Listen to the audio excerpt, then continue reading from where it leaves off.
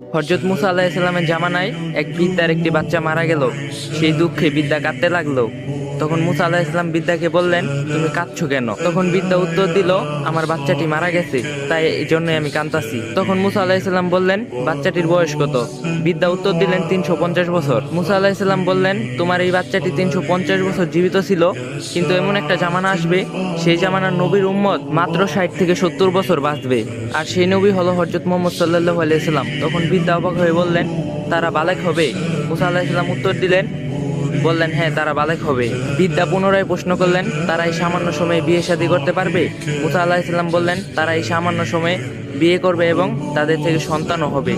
বৃদ্ধা পুনরায় প্রশ্ন করলেন, তারা এই সামান্য সময়ে কিভাবে নেকি এবং সওয়াব অর্জন করবে? তখন মুসা আলাইহিস সালাম বলেছেন, তারা এই সামান্য সময়ে এত নেকি অর্জন করবে যে তাদের নেকি যদি আমাদের উপর রাখা হয় তাহলে আমাদের নেকির কোনো নিশানাও থাকবে না, শুধুমাত্র তাদের নেকি দেখা যাবে। কারণ উম্মতি মুহাম্মদীকে আল্লাহ তাআলা এমন একটা মাসে দিবেন, সে মাসের নাম হলো রমজান মাস, যে মাসে একদিন ইবাদত করলে 83 বছরের সওয়াব তার আমলনামায় লেখা হবে। সুবহানাল্লাহ। আর এটা আমার নতুন পেজ, সবাই ফলো দিবা, লাইক দিবা, আর যদি ভিডিওটা ভালো লাগে শেয়ার করে দিবা।